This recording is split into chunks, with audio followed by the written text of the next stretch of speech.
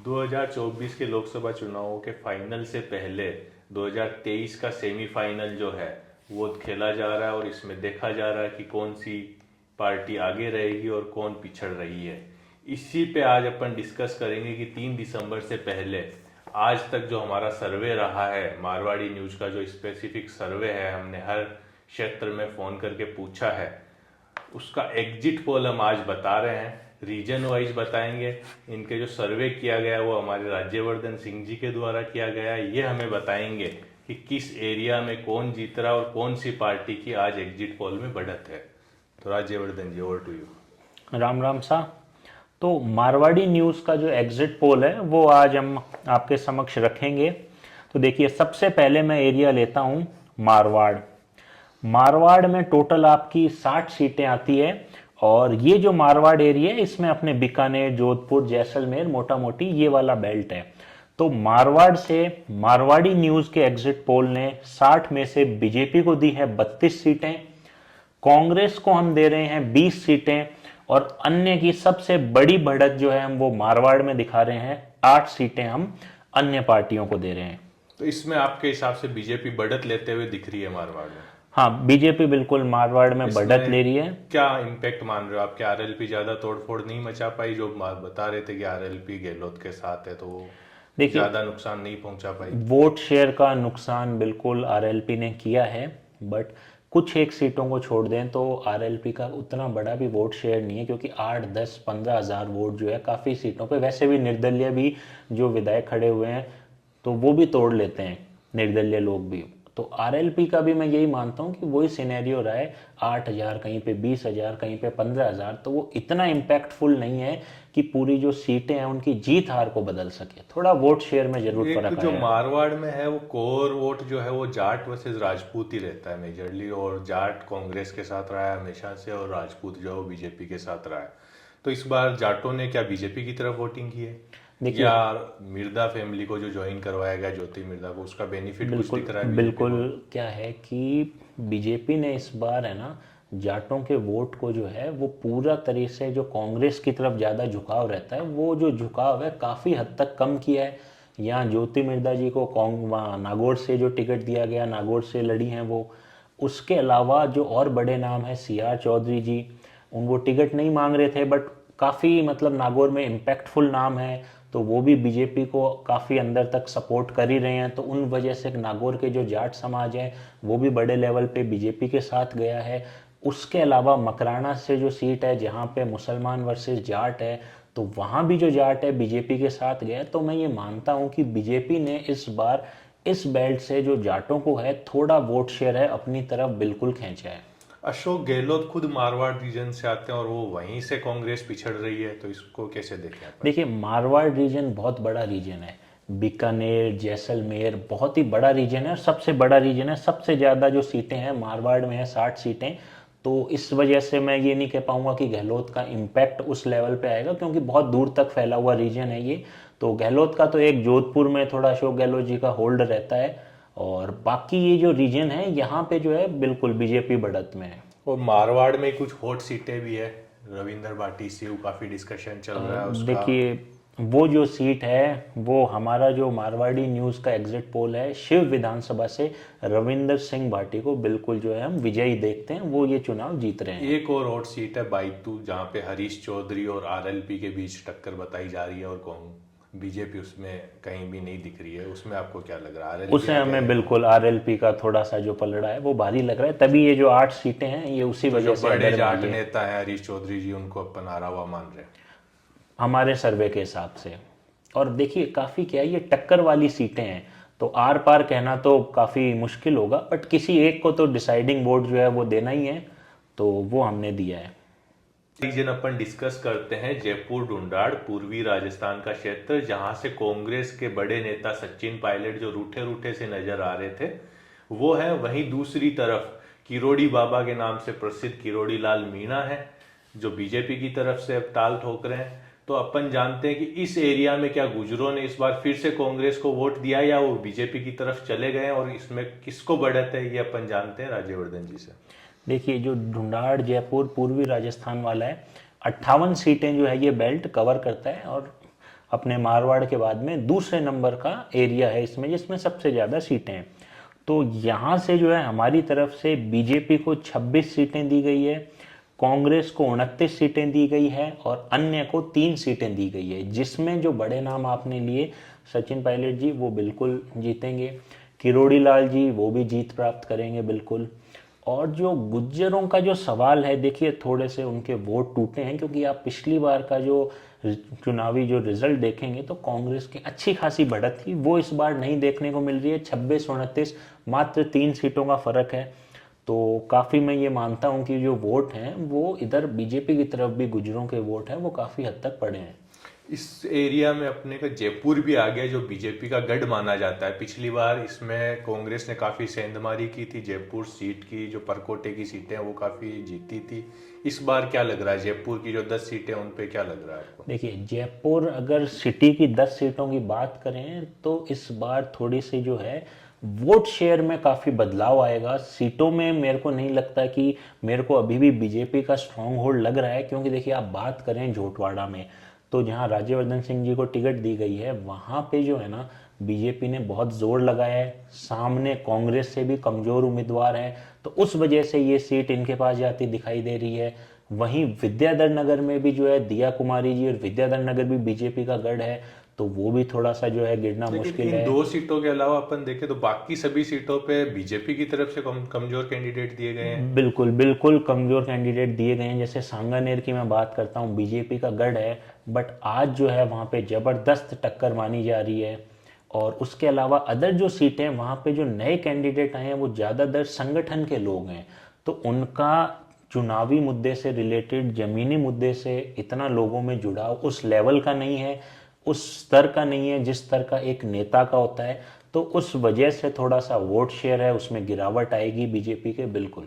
एक बार आप फिर से रिपीट कर दीजिए, यहाँ आप किसको बढ़त दे रहे हैं इस एरिया में? दुंडाट जयपुर में मैं फिर से बता देता हूँ, 58 सीटों में से 26 बीजेपी, 29 कांग्रेस और अन्य को 3।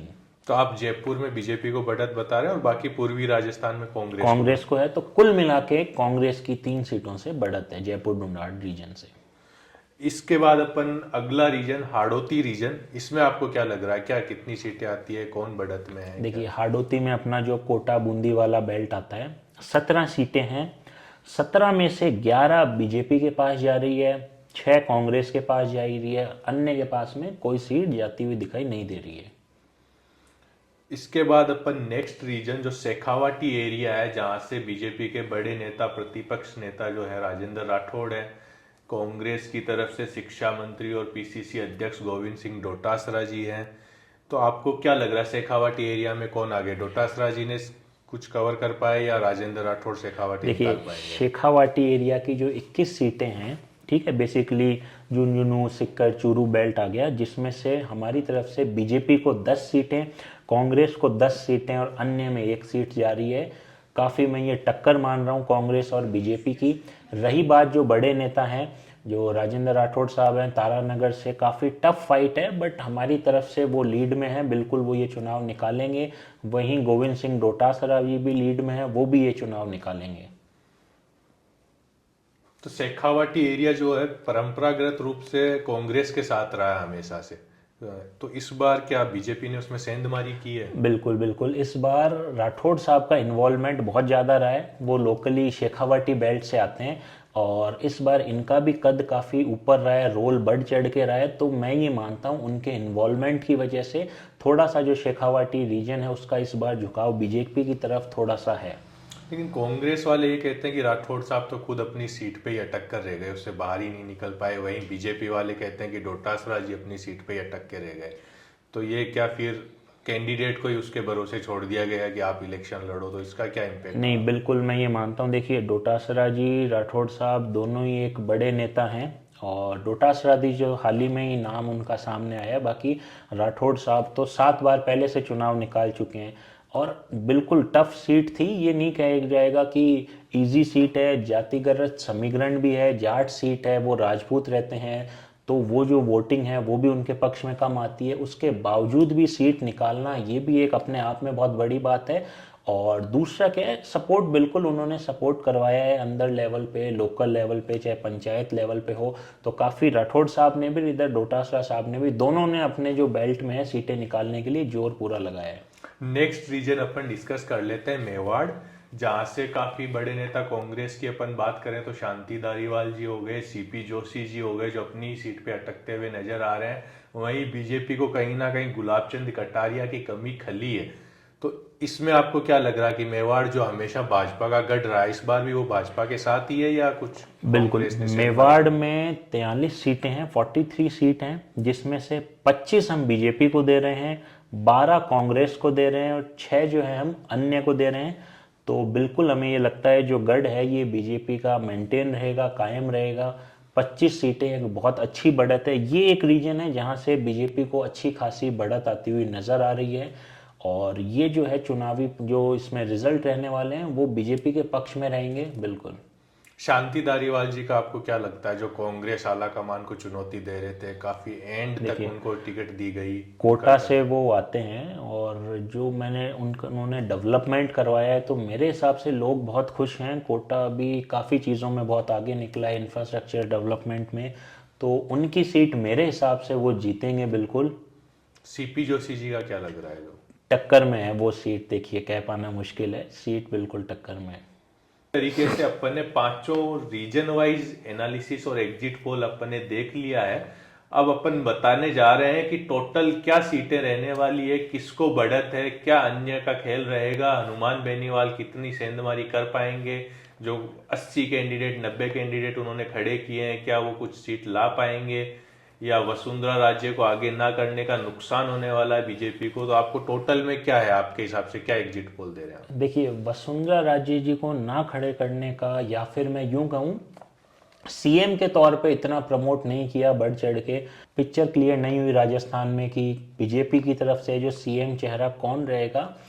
तो थोड़ा नुकसान तो बिल्कुल उसका झेलना पड़ेगा, क्योंकि देखिए ये कोई ये कहे कि नुकसान नहीं है तो वो बहुत ही गलत और बेवकूफ़ी भरी बात है। इतना सीएम रही है वो बीजेपी से, इतना बड़ा नाम है, इतना बड़ा चेहरा है और जातिगत समीकरण भी उनके फेवर में है। ऊपर से फीमेल वो हैं तो जो लेडीज़ वोटर हैं, फीमेल वोटर भी उनकी तरफ बहुत आकर्षित होती है।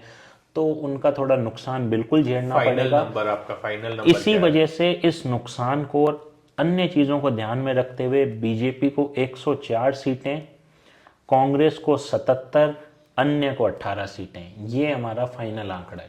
तो इन आंकड़ों को देख के आपको नहीं लगता कि ये जो वसुंधरा राजे चाहती थी वही हो गया? वो चाहती थी कि 100 के आसपास ही रहे, ज्यादा सीटें नहीं आए। बिल्कुल बिल्कुल बिल्कुल, क्या है कि इसमें उनका होल्ड अच्छा रहेगा। तो ये आंकड़े उसी के आसपास हैं, 104, 77 और 18। और ये कारण भी यही है क्योंकि देखिए जो संगठन की सीटें हैं, जो संगठन के एरिया हैं, वहाँ से तो संगठन निकाल देगा।